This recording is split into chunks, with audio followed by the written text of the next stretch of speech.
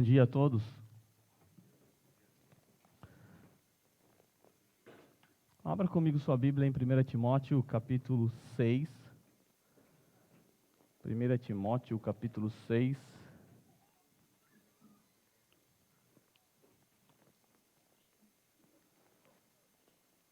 Meditaremos a partir do versículo 17, iremos até o versículo 19. 1 Timóteo 6, do 17 ao 19.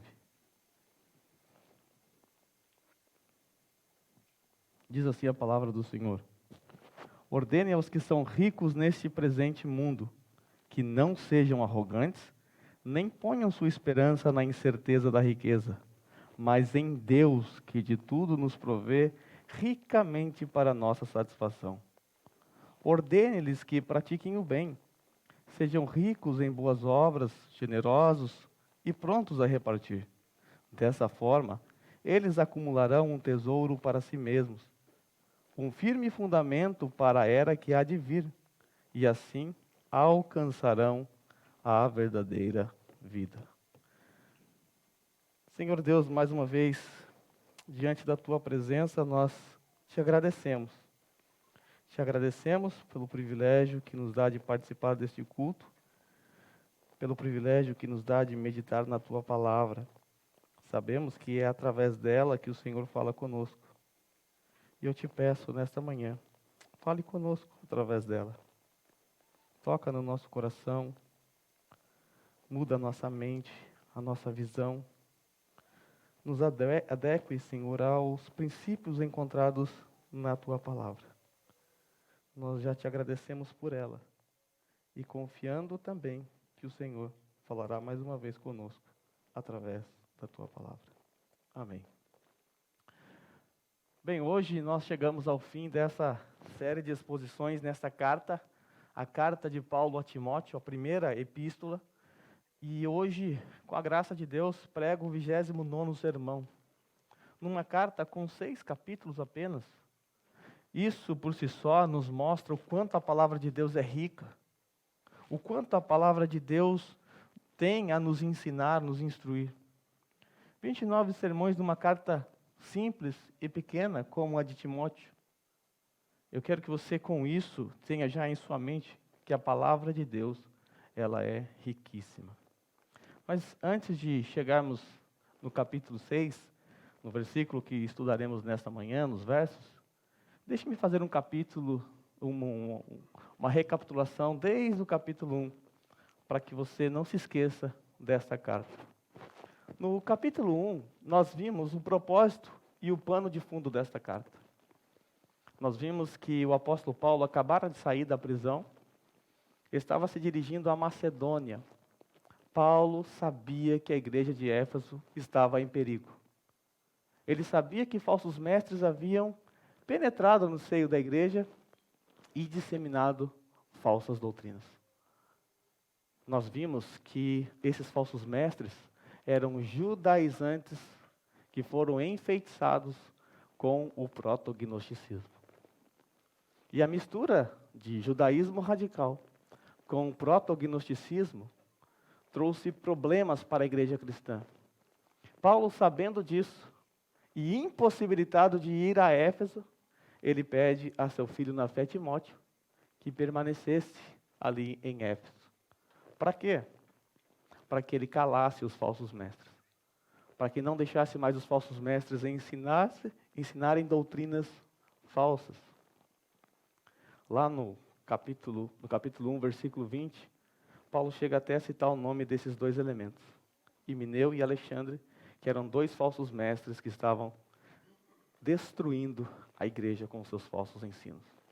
Quando entramos no capítulo 2, o apóstolo Paulo passa a trazer instruções acerca do culto público, da adoração pública. Naquela ocasião, vimos o papel da oração no culto público, vimos o papel das mulheres e também o papel dos homens no culto público. Lá no capítulo 3, Paulo passou a tratar a respeito da liderança da igreja. Paulo passa a tratar então dos presbíteros, pastores e bispos, que na verdade é tudo a mesma coisa, e dos diáconos. vimos que os presbíteros possuem uma função muito específica: ensinar o rebanho de Deus, instruir o rebanho de Deus. Ou seja, a função principal do pastor, do presbítero, do bispo, é a proclamação do evangelho. E os diáconos? A função dos diáconos é facilitar esta propagação, auxiliando os pastores no exercício de suas atividades. Quando entramos no capítulo 4, o apóstolo Paulo mais uma vez volta a atacar os falsos mestres. Naquela ocasião, Paulo chama os falsos mestres de propagadores de doutrinas de demônios. Propagadores de doutrinas de demônios. No capítulo 5, o apóstolo Paulo começa a tratar acerca da assistência social na igreja. Como a igreja deve tratar os necessitados, os pobres, as viúvas. Depois nós vimos o papel da igreja quanto ao sustento dos presbíteros. E lá no capítulo 6, Paulo passa a tratar acerca do papel dos escravos para com os seus senhores e dos senhores para com os seus escravos. E agora, ainda no capítulo 6, Paulo volta a atacar os falsos mestres, mostrando os seus erros, o seu caráter e o seu amor ao dinheiro. No versículo 9, Paulo tratou acerca dos cristãos empobrecidos que cobiçavam as riquezas dos ricos. Como bem sabemos, na igreja de Éfeso, haviam ricos e pobres. E a junção dessas duas classes sociais no mesmo ambiente gerava problemas, assim como na igreja de Corinto. Então Paulo começa a tratar dos empobrecidos que olhavam para os ricos e desejavam a sua riqueza, que desejavam o dinheiro. E a partir do versículo 11, que foi o último sermão que nós tratamos, Paulo começa a tratar acerca das qualidades de um verdadeiro homem de Deus. No último sermão, nós terminamos lá nas alturas, quando o apóstolo Paulo, depois de se deparar com o corandeu, ele então nos oferece aquela maravilhosa doxologia, da qual fomos levados às alturas. E de repente, do nada, o apóstolo Paulo nos lança de volta à terra e volta a tratar da questão do dinheiro, do amor ao dinheiro. Só que agora Paulo não vai tratar dos pobres que desejavam ficar ricos. Agora Paulo vai tratar dos ricos na igreja. Já vimos o papel dos pobres, que eles não devem amar o dinheiro, não devem cobiçar, devem se contentar com o que têm, devem viver satisfeitos com tudo que têm, porque vem do Senhor. E os ricos? Qual é o papel do rico? Agora Paulo passa a tratar do rico. Talvez você está pensando, esse sermão não se aplica a mim. Afinal, eu não sou rico. Eu não tenho propriedades milionárias, não tenho iate, não tenho avião. Não tem nada disso. Bem, definir riqueza não é uma coisa tão fácil. Porque ao mesmo tempo você pode ser rico, dependendo da ótica de quem olha, como pobre. Se você comparar a sua riqueza, as suas posses com o Bill Gates, você vai falar, eu sou muito pobre.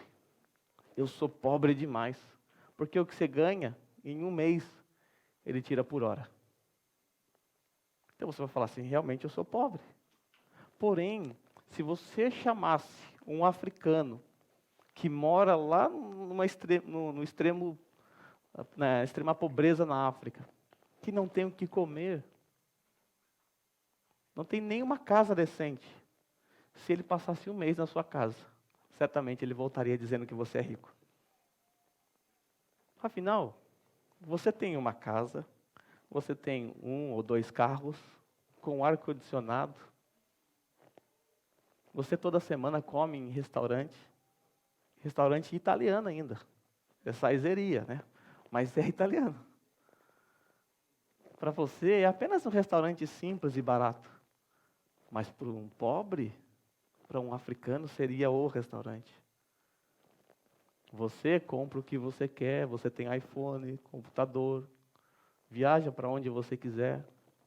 Então, da ótica dele, você seria rico. Ele voltaria dizendo, eu morei na casa de um rico. Então, esse sermão, ele se aplica a nós. Porque de alguma forma, ou da ótica de alguém, nós somos alguém afortunados. Assim como o sermão acerca dos pobres se aplicou a nós. Porque de alguma forma, nós não somos ricos. Então, abra seu coração e admita que em algum aspecto você é rico. Pelo menos é mais rico que alguém. E menos pobre do que outro. Ou talvez seja mais pobre do que algum rico. Quando nós olhamos para esse texto, nós encontramos dois grupos de ordens que foram dadas por Paulo a Timóteo. O primeiro grupo de ordem se encontra no versículo 17. Paulo diz claramente, ordene aos que são ricos neste presente mundo. Já o segundo grupo de ordens que aparece no texto, se encontra lá no versículo 18, quando Paulo mais uma vez diz, ordene-lhes. De forma que nós vamos dividir o nosso texto em duas categorias de ordens.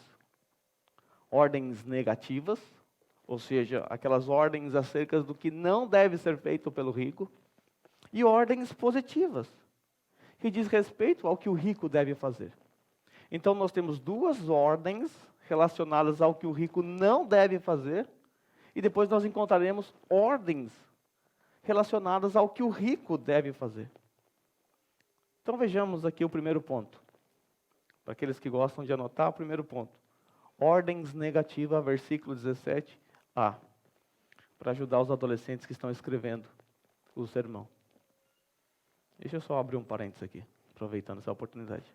Se você puder trazer um caderno para o seu filho também, se ele já tem capacidade para escrever, idade para isso, então eu quero pedir para que você traga um caderno para ele toda semana, para que ele anote o que está sendo dito aqui, a percepção que ele está tendo do sermão. Tá? Depois ele me entrega, na outra semana eu devolvo, tá bom? Fecha parênteses. Então, para aqueles que estão anotando, e para os adolescentes, ordens negativas, versículo 17a. Ordene aos que são ricos no presente mundo que não sejam arrogantes, nem ponham sua esperança na incerteza da riqueza. A primeira ordem negativa que nós encontramos nesse texto é que os ricos não devem ser arrogantes. Esta ordem é antecedida pela constatação de que os ricos só são ricos neste presente mundo. Paulo diz, olha, vocês ricos não devem ser arrogantes. Mas veja que interessante, esta ordem é antecedida pela constatação que os ricos só são ricos neste presente mundo. Como nós já vimos no versículo 7, Paulo disse que nada trouxemos para este mundo e nada levaremos. O rico, ele só é rico aqui. Como eu já disse no sermão tratado acerca da pobreza, tudo que você tem ficará aqui. Tudo que você tem, você não vai levar nada. No seu caixão, você não poderá levar absolutamente nada. Então o rico só é rico aqui. Lá no porvir, ele não será rico. Ou não será mais rico do que os outros. Porque não poderá levar absolutamente nada. O apóstolo Paulo diz para que os ricos não sejam arrogantes. E a arrogância anda de mãos dadas com o orgulho. Arrogância e orgulho são irmãs gêmeas. Inseparáveis. Andam de mãos dadas. E o orgulho está para o rico, assim como a cobiça e a inveja para os pobres.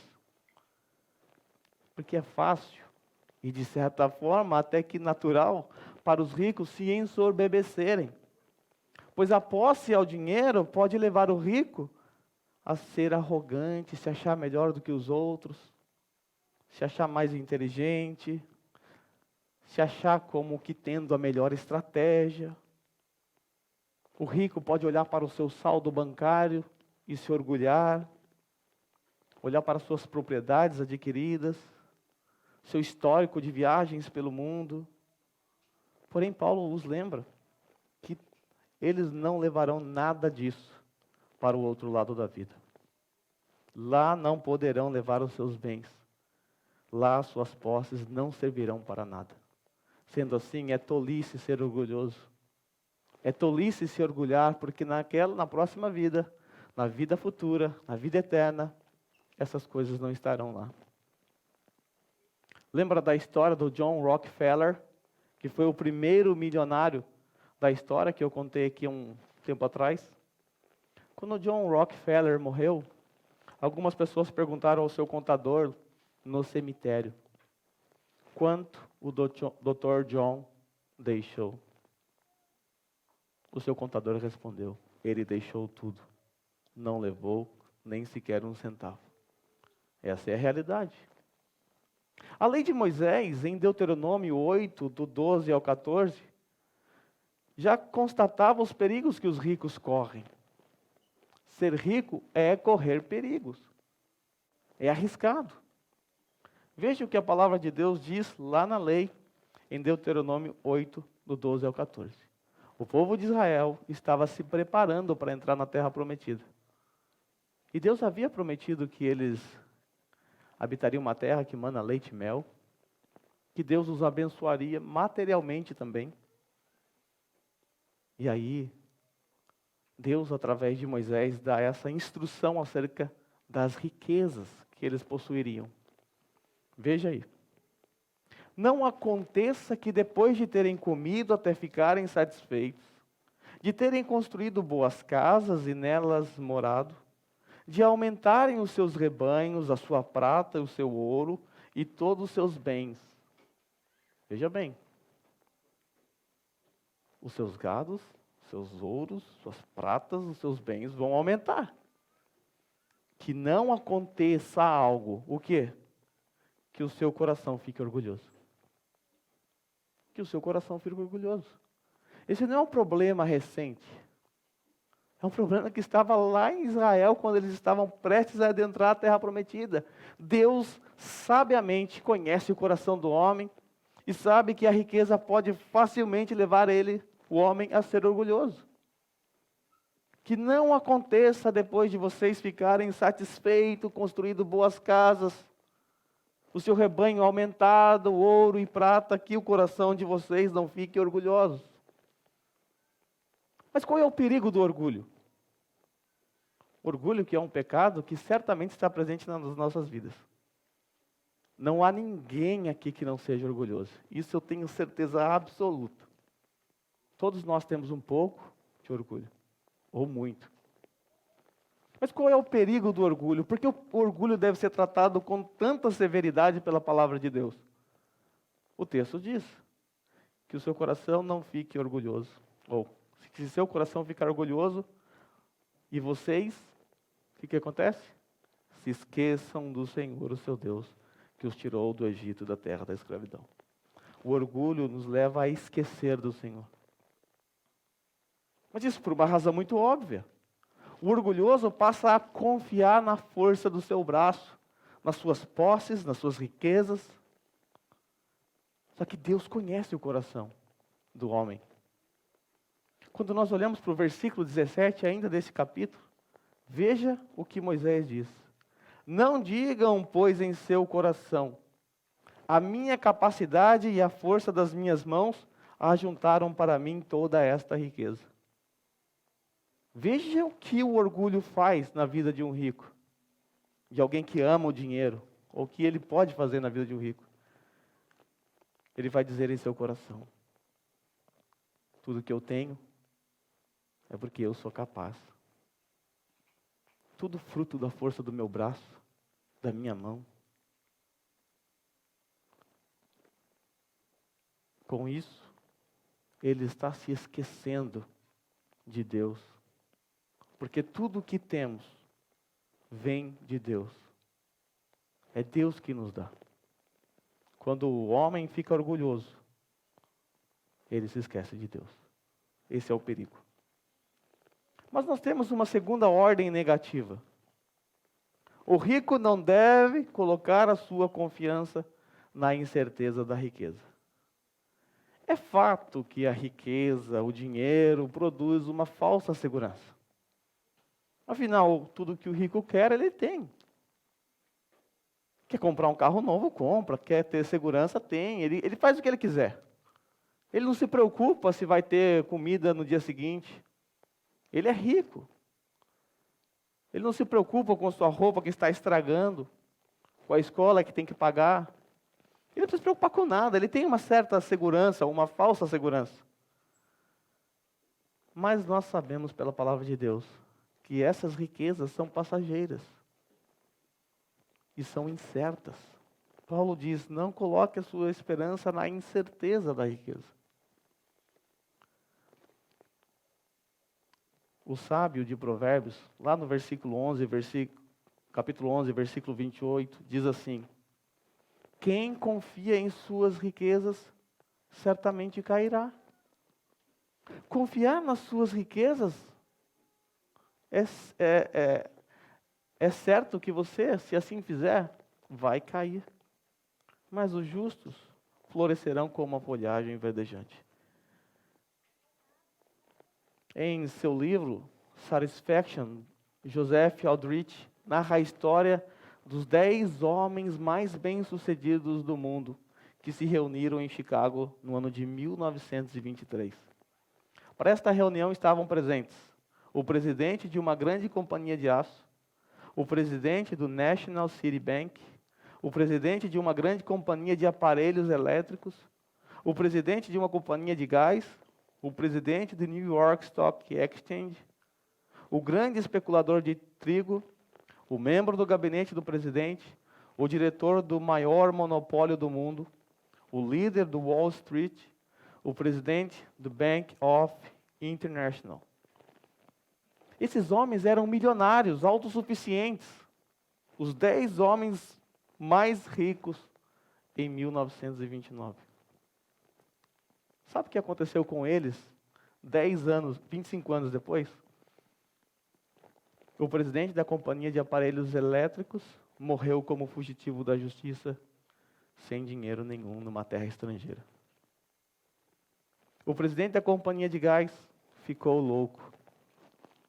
O presidente do New York Stock foi solto da penitenciária depois de cumprir a sua pena. O membro do gabinete do presidente teve a sua pena comutada para que pudesse morrer em sua casa. O grande especulador de trigo morreu no exterior, falido. O líder do Wall Street morreu por suicídio, se matou. O diretor do maior monopólio do mundo também morreu por suicídio. O presidente do Bank of International teve o mesmo fim, suicídio. Essa é uma história triste, porém verídica. Muitos homens dormem milionários e acordam na pobreza.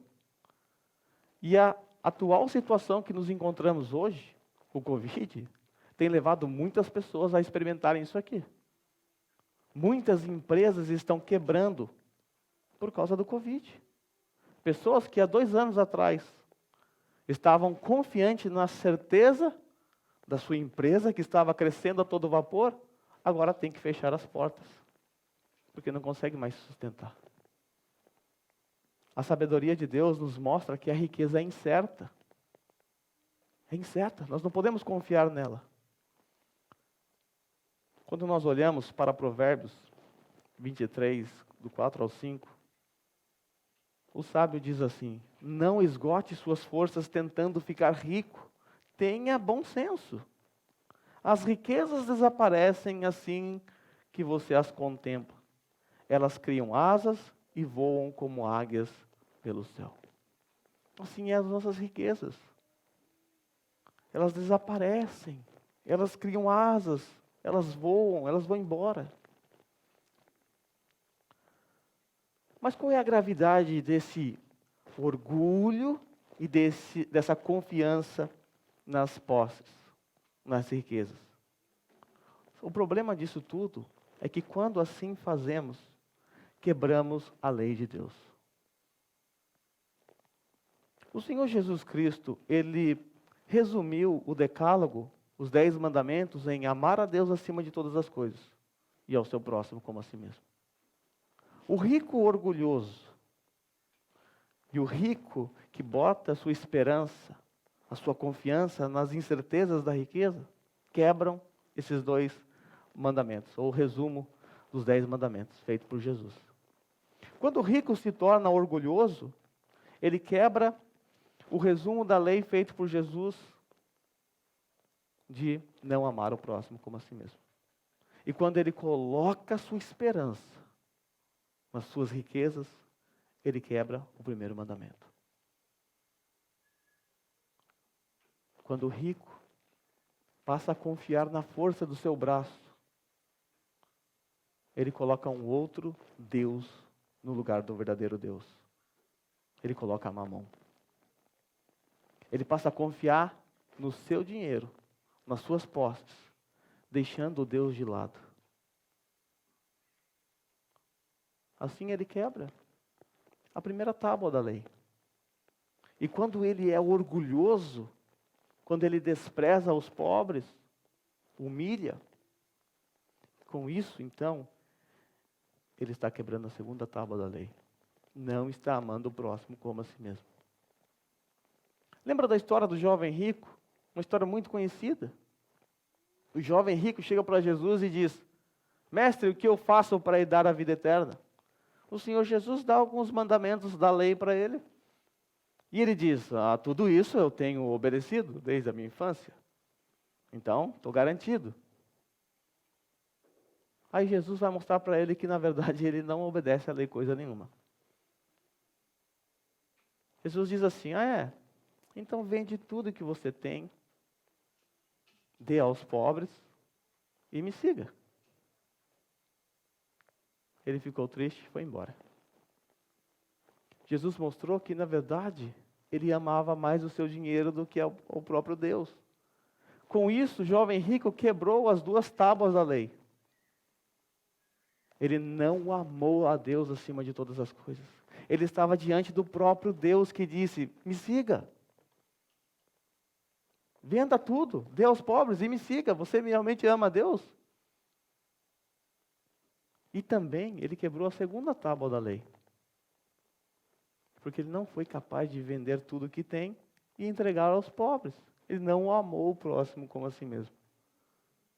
Esse é o perigo das riquezas. As riquezas nos levam a quebrar as duas tábuas da lei. A não amar o próximo e não amar a Deus. Essas são as ordens negativas. Não, os ricos não devem ser arrogantes, orgulhosos, e não devem colocar a sua confiança na incerteza da riqueza. Segundo ponto, ordens positivas. As ordens positivas são encontradas nos versículos 17b e 18. Depois de dizer que o rico não deve colocar a sua esperança na incerteza da riqueza, Paulo diz: mas em Deus, que de tudo nos provê ricamente para nossa satisfação. O rico não deve colocar a sua esperança na incerteza das riquezas, mas em Deus, que de tudo provê ricamente para nossa satisfação. A ordem positiva, a primeira ordem positiva é que o rico deve colocar a sua confiança em Deus. Mas que Deus é esse? O Deus provedor. O Deus que de tudo nos provê para a nossa satisfação. O texto nos diz exatamente isso, que Deus vai prover para a nossa satisfação. Talvez você está agora pensando: uau, então Deus vai me dar riquezas, posses, bens materiais. Preste atenção, não é isso que Deus está te prometendo. Ele está nos prometendo que nos dará ricamente para o nosso prazer, para o nosso contentamento e para a nossa satisfação. O que Deus vai prover é aquilo que vai te satisfazer. Deus não vai dar aquilo que você quer, Ele vai dar aquilo que você precisa.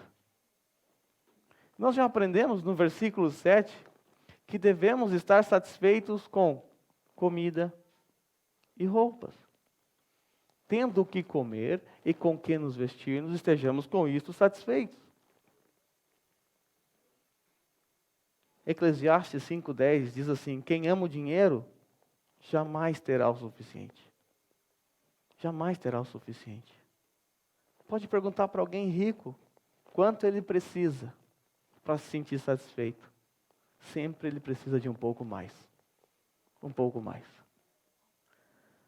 Eclesiastes ainda diz que quem ama as riquezas jamais ficará satisfeito, ele jamais terá o suficiente e jamais ficará satisfeito com os seus rendimentos. Isso não faz sentido, diz o autor de Eclesiastes.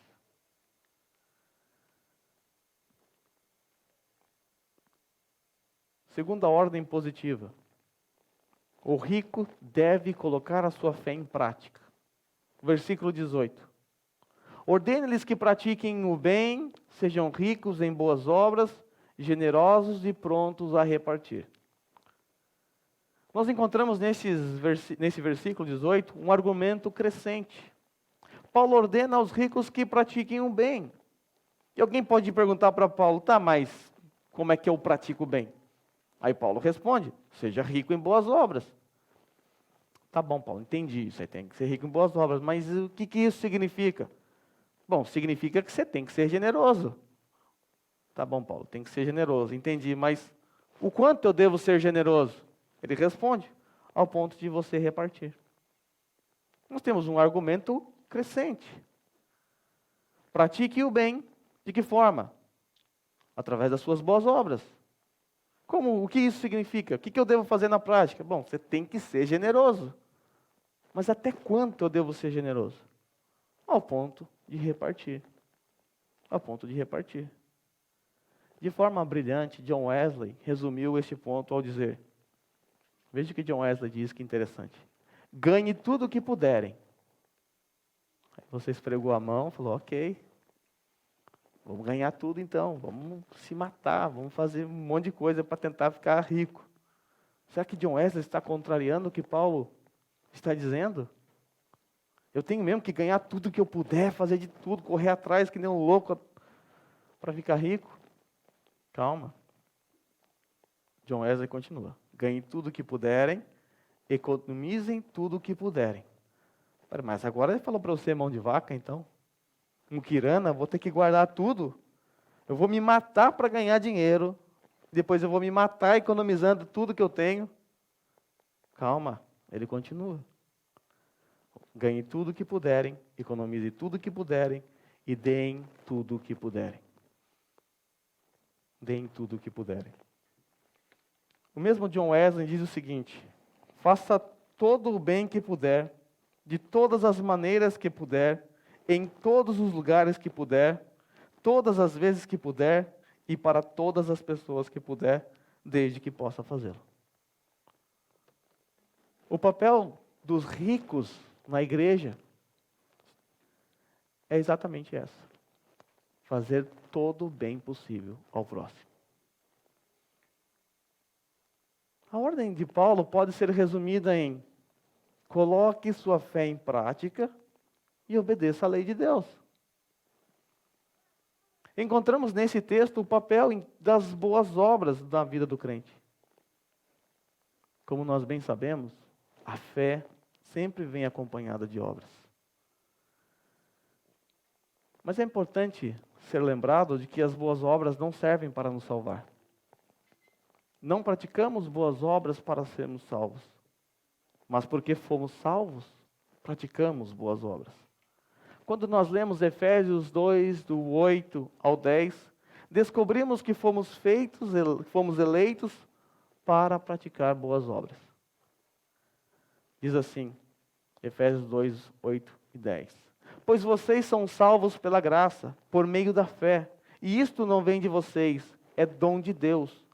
Não por obras, para que ninguém se glorie. Porque somos criação de Deus, realizada em Cristo Jesus, para fazermos boas obras, as quais Deus preparou antes para nós praticarmos. Veja só o que a eleição deve produzir na vida do crente. A prática de boas obras. As boas obras são apenas a evidência de que alguém foi salvo. Certamente veio à sua mente o famoso texto de Tiago 2,18. Mas alguém dirá, você tem fé? Eu tenho obras. Mostre-me sua fé sem obras, e eu lhe mostrarei a minha fé pelas obras. Você crê que existe um só Deus? Muito bem. Até mesmo os demônios creem e tremem. Veja só. Alguém dirá, você tem fé? Eu tenho obras. Mostre-me sua fé sem obras. Mostre-me aí sua fé sem obras. E esse mesmo autor vai dizer que a fé sem obras é morta. Aí ele diz: eu lhes mostrarei a minha fé. Qual é a evidência da minha fé? Como é que você pode averiguar a fé de alguém? Não tem um espiritrômetro, algum aparelho assim, aplicativo? Através das obras. Através das evidências. Certamente, esse texto veio à sua mente. E eu tenho certeza que você conhece esse texto. Mas você sabe qual era o contexto dessa passagem? Sabe qual era o contexto? Ricos e pobres. O mesmo contexto. Havia na igreja acepção de pessoas. Os ricos estavam sendo bem tratados, tinham um lugar especial, e os pobres sendo menosprezados. O que me choca é que tudo isso estava acontecendo dentro da igreja. Vejamos o argumento de Tiago. Tiago 2, do 1 em diante. Meus irmãos, como crentes no nosso glorioso Senhor Jesus, não façam diferença entre as pessoas, tratando-as com parcialidade. Suponham que na reunião de vocês entre um homem com anel de ouro e roupas finas, e também entre um pobre com roupas velhas e sujas. Se vocês derem atenção especial ao homem que está vestido com roupas finas e disserem: aqui está um lugar apropriado para o Senhor. Mas disserem ao pobre: você fique aí em pé ali, ou sente-se no chão junto ao estrado onde ponho os meus pés. Não estarão fazendo discriminação, fazendo julgamentos com critérios errados? Ouçam, meus amados irmãos, não escolheu Deus os que são pobres aos olhos do mundo para serem ricos em fé e herdarem o reino que Ele prometeu aos que o amam? Mas vocês têm desprezado o pobre. Não são os ricos que oprimem vocês, não são eles que os arrastam para os tribunais? Não são eles que difamam o bom nome que sobre você foi invocado? Se de fato obedecerem à lei do reino encontrada nas Escrituras que diz: ame seu próximo como a si mesmo, estarão agindo corretamente. Mas se tratarem os outros com parcialidade, estarão cometendo pecado e serão condenados pela lei como transgressores. Pois quem obedece toda a lei, mas tropeça em apenas um ponto, torna-se culpado de quebrá-la inteiramente. Pois aquele que disse não adulterarás, também disse não matarás. Se você não comete adultério, mas comete assassinato, torna-se um transgressor da lei. Veja o perigo que os ricos correm. O perigo que eu e você também corre. Podemos, ao menosprezar alguém, quebrar a lei de Deus. E é exatamente isso que acontece. Quando nós menosprezamos alguém, inferiorizamos alguém, quando olhamos para a pessoa e nos achamos melhor do que elas, nós estamos assim quebrando toda a lei de Deus. Nos tornamos um transgressor. Esse é o risco que o rico corre. Esse também é o risco que eu e você corremos, mesmo não sendo rico. Mas, há um terceiro ponto. As consequências das obediências desta ordem. Há algumas consequências. Se os ricos fizerem tudo o que está sendo exigido aqui, a saber, não ser arrogante, não colocar a sua confiança na incerteza da riqueza, colocar a sua confiança somente em Deus, entendendo que Deus provê tudo para a sua satisfação, colocando a sua fé em prática, haverá consequências para essa obediência. E essas consequências se encontram lá no versículo 19. Dessa forma, eles acumularão um tesouro para si mesmos, um firme fundamento para a era que há de vir, e assim alcançarão a verdadeira vida. Eu agrupei todas essas consequências em um ponto só. O rico, se obedecer às ordens dadas por Paulo aqui através de Timóteo, o rico acumulará o verdadeiro tesouro para si. Ele alcançará um firme fundamento para a era que há de vir e alcançará a verdadeira vida. E é impossível ler esse texto sem se lembrar das sábias palavras do nosso Senhor Jesus Cristo no Sermão do Monte, registrado em Mateus 6, do 19 ao 34. É impossível, é natural ler esse texto e já lembrar de Jesus falando do Sermão do Monte. O que o Senhor Jesus Cristo disse? Não acumulem para vocês tesouros na terra, onde a traça e a ferrugem destroem, e onde os ladrões arrombam e furtam. Mas acumulem para vocês tesouros nos céus, onde a traça e a ferrugem não destroem, onde os ladrões não arrombam nem furtam. Pois onde estiver o seu tesouro, aí também estará o seu coração. Os olhos são a candeia do corpo. Se os seus olhos forem bons, falando da cobiça agora, todo o seu corpo será cheio de luz. Mas se os seus olhos forem maus, todo o seu corpo será cheio de trevas. Portanto, se a luz que está dentro de vocês são trevas, que tremendas trevas são. Ninguém pode servir dois senhores, pois odiará um e amará o outro, ou se dedicará a um e desprezará o outro. Vocês não podem servir a Deus e ao dinheiro. Portanto, eu lhes digo, não se preocupem com a sua própria vida, quanto ao que comer ou beber, nem com o seu próprio corpo, quanto ao que vestir. Não é a vida mais importante que a comida e o corpo mais importante que as roupas? Observem as aves dos céus, não semeiam, nem colhem, nem armazenam em celeiro. Contudo, o Pai Celestial as alimenta. Não tem vocês muito mais valor do que elas? Quem de vocês, por mais que se preocupe, pode acrescentar uma hora que seja a sua vida? Por que vocês se preocupam com roupas? Vejam como crescem os lírios do campo. Eles não trabalham nem tecem, contudo, eu lhes digo que nem Salomão, em todo o seu esplendor, vestiu-se como um deles. Se Deus veste assim a erva do campo, que hoje existe e amanhã lançada ao fogo, não vestirá muito mais a vocês, homens de pequena fé. Portanto, não se preocupem dizendo, o que vamos comer, ou o que vamos beber, ou o que vamos vestir, pois os pagãos é que correm atrás dessas coisas, mas o Pai Celestial sabe que vocês precisam delas. Busque, pois, em primeiro lugar o reino de Deus, a sua justiça, e todas essas coisas lhe serão acrescentadas. Portanto, não se preocupem com o amanhã, pois o amanhã trará as suas próprias preocupações. Basta cada dia o seu mal. Somos lembrados por Paulo que o verdadeiro tesouro do crente não está aqui nesta terra. Que as nossas preocupações não devem estar fixadas nas coisas próprias dessa terra. Nós somos peregrinos aqui. Estamos de passagem. E não vamos levar absolutamente nada.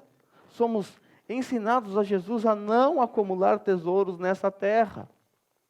Porque como acabamos de ver, o dinheiro, as posses, elas logo se vão. Como nós vimos, os ricos só são ricos neste presente século. No porvir, não poderão levar nada para o outro lado. A exortação de Paulo para nós nesta manhã é não ser arrogante, não colocar a nossa confiança nas incertezas da riqueza. A ordem de Paulo é para que venhamos a confiar em Deus e não na força dos nossos braços. E devemos colocar a nossa fé em prática. Como? Fazendo o bem, sendo generoso e repartindo. Vimos também que as consequências dessas ordens, quando obedecidas, os levará a acumular o verdadeiro tesouro nos céus, a alcançar o firme fundamento para a era que há de vir e alcançar a verdadeira vida, que só pode ser vivida em Cristo. A vida de um rico não é a verdadeira vida. A verdadeira vida é aquela que é experimentada até mesmo por um pobre, quando ele confia a sua vida a Cristo. Hoje, então, nós aprendemos acerca do papel dos ricos na Igreja de Cristo. Vimos que não podem ser arrogantes, não colocar a sua esperança em si mesmo, mas no Deus corandeu, no Deus presente. Vimos que devemos colocar a nossa fé em prática e devemos ser ricos em boas obras. Algumas perguntas para a nossa reflexão. É você alguém orgulhoso? É você alguém orgulhoso? Eu sei que sim. A resposta certa é essa, sim. Todos nós somos orgulhosos. Mas qual é o grau do seu orgulho? É você alguém que acha que suas opiniões são sempre as corretas? É você alguém que acha que a opinião dos outros é sempre errada? É você alguém que vive com o nariz empinado? É você alguém que tem uma visão elevada acerca de si mesmo? Tudo que você faz é melhor. Todas as suas ideias são as melhores.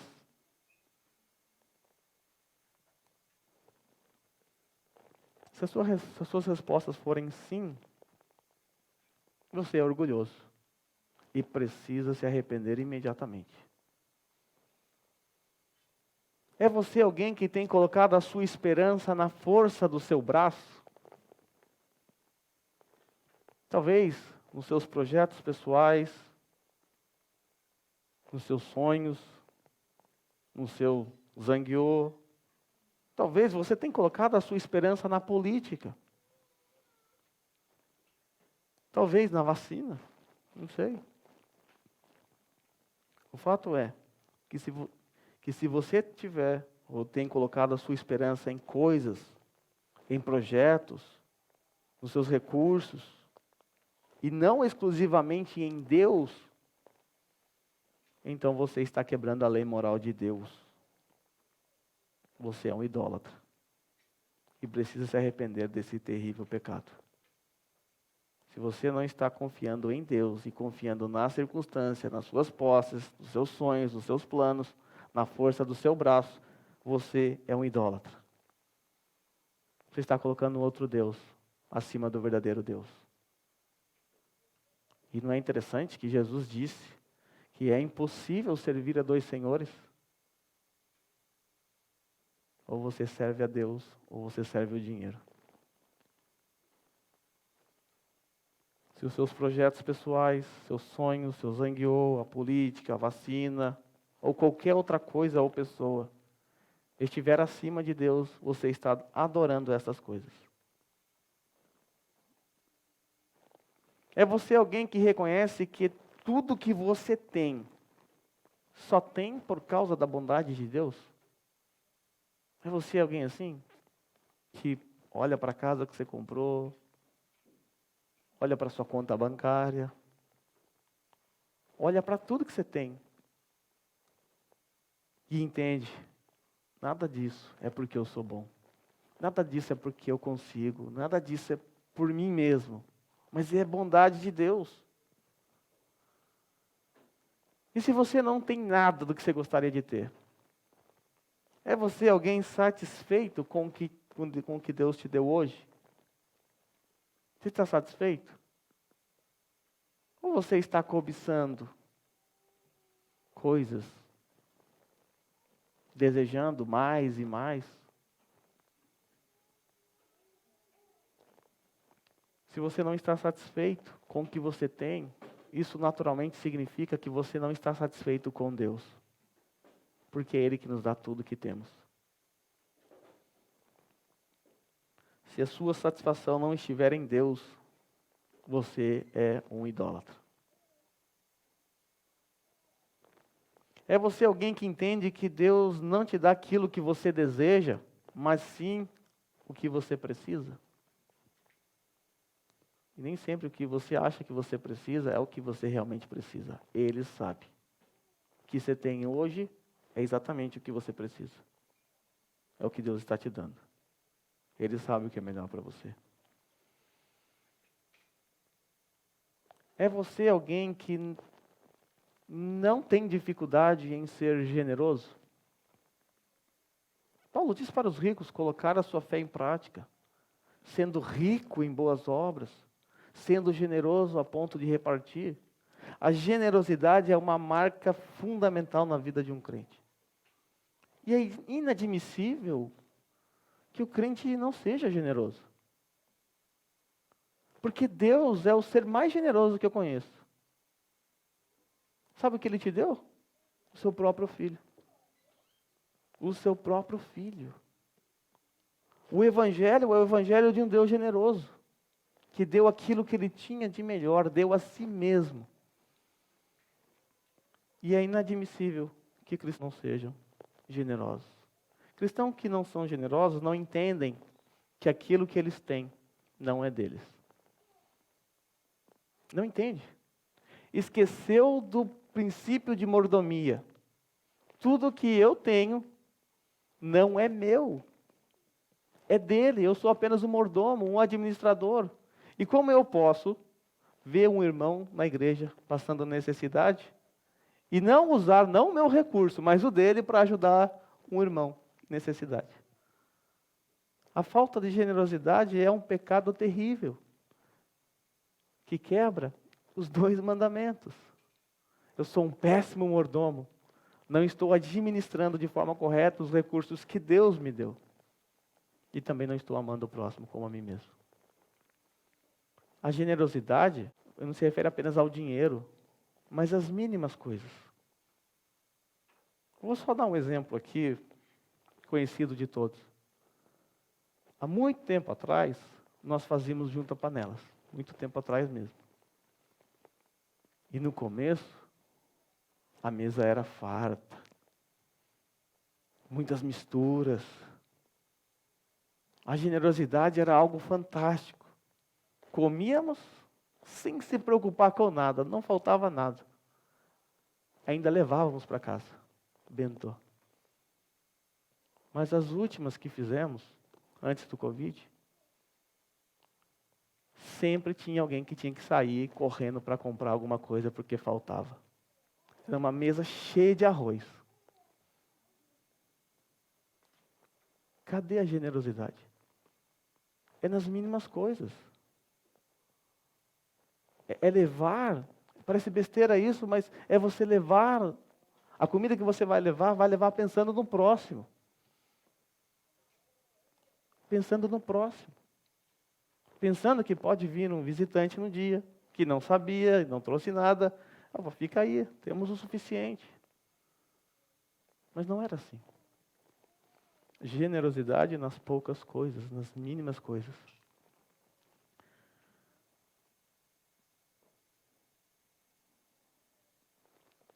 Eu encerro com as palavras do apóstolo Paulo, nos 2 últimos versículos desta carta. Lá no versículo 20, depois de Paulo dar todas essas ordens a Timóteo, ordens encontradas em toda esta carta, Paulo diz a Timóteo: Timóteo, guarde o que lhe foi confiado. Chegamos ao fim desta carta, e lá no finalzinho Paulo fala: Timóteo, não se esqueça do que eu te confiei. Guarde isso. Nós, aqui enquanto igreja, devemos guardar tudo aquilo que foi confiado a nós, que está não somente na carta de Paulo a Timóteo, mas em toda a palavra de Deus. Devemos guardar aquilo que Deus tem confiado a nós. Sendo assim, querida igreja de Randa, espero do meu coração que esta série de exposições feitas nesta carta tenha te tocado quanto me tocou. Que tenha moldado a sua mente quanto aos padrões exigidos por Deus para a nossa igreja. Deus confiou a esta igreja o glorioso Evangelho do nosso Senhor Jesus. De forma que nós devemos batalhar pela fé, a fé que de uma vez por todas foi entregue aos santos. E que hoje está em nossas mãos. Que guardemos tudo o que nos foi confiado através dessa exposição em Timóteo. Assim como em toda a Escritura.